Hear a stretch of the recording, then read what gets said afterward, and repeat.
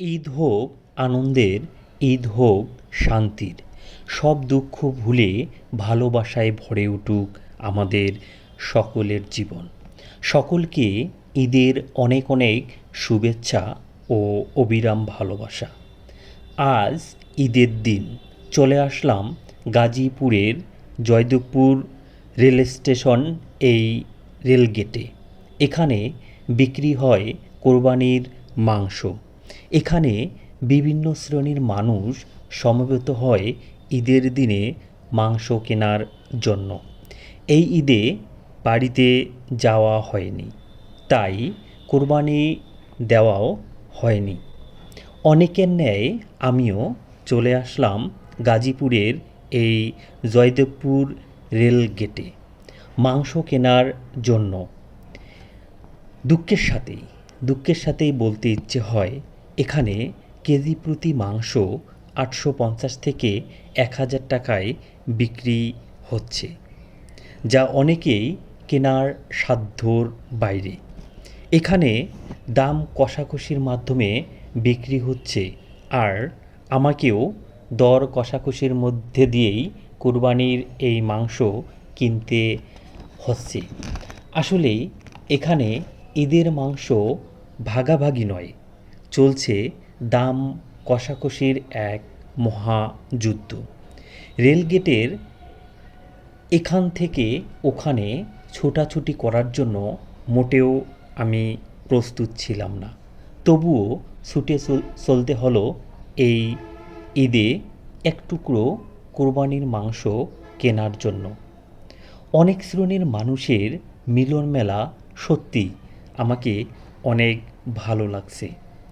এক প্রান্ত থেকে অপর প্রান্তে ছুটছি একটু মাংস কেনার জন্য।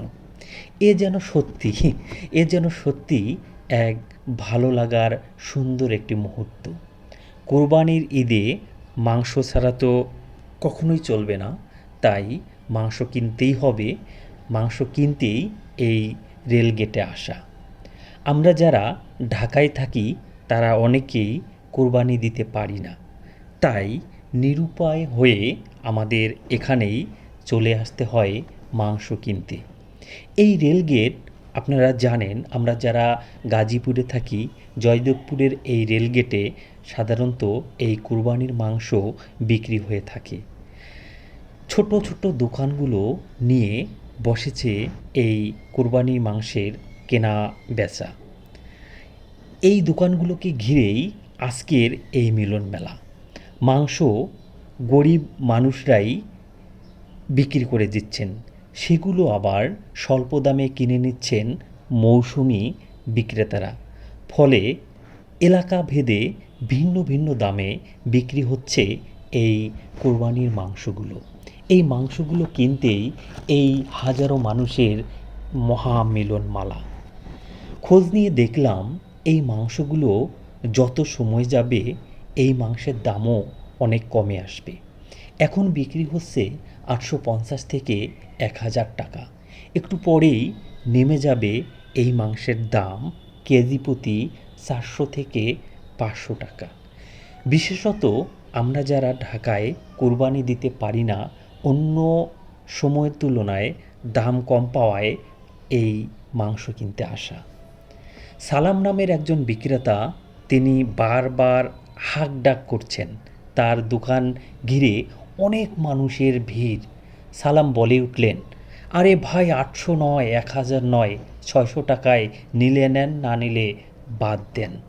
তার এমন কথায় পাশ থেকে আমি বলে উঠলাম, ভাই, এ তো বাজার দামের সমান। সালামের উত্তর ছিল, ভাই রে ভাই, আমরাও তো এ মাংস কিনে বিক্রি করছি, তাই না? তার এমন কথায় কিছু বলার মতো থাকলো না। অবশেষে মাংস কিনে বাসায় রওনা দেওয়া ছাড়া আর কিছুই থাকলো না। সম্মানিত ভিউয়ার্স, আসলে মাংস কেনার এই সুন্দর মুহূর্তগুলো আসলেই মনে যেন এক আনন্দ জাগিয়ে তোলে। আজ আর নয়, অনেক কথা হলো আপনাদের সামনে, অনেক কথা শেয়ার করলাম এই কুরবানির মাংস কিনতে গিয়ে।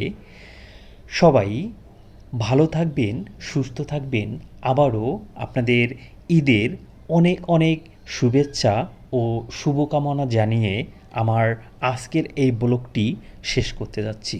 ভালো থাকবেন, সুস্থ থাকবেন। আর একটা কথা, আমার এই ব্লগটি আপনাদের ভালো লাগলে অবশ্যই অবশ্যই লাইক, কমেন্ট, শেয়ার করবেন, যাতে আমি নতুন নতুন ভিডিও আপনাদের মাঝে উপস্থাপন করতে পারি। সম্মানিত ভিউয়ার্স, একটি কথাই বলতে ইচ্ছে করে, আসলে এই কুরবানি মাংস আমরা যারা কিনতে আসি তারা যেন এক নিরুপায় হয়েই কিনতে আসি।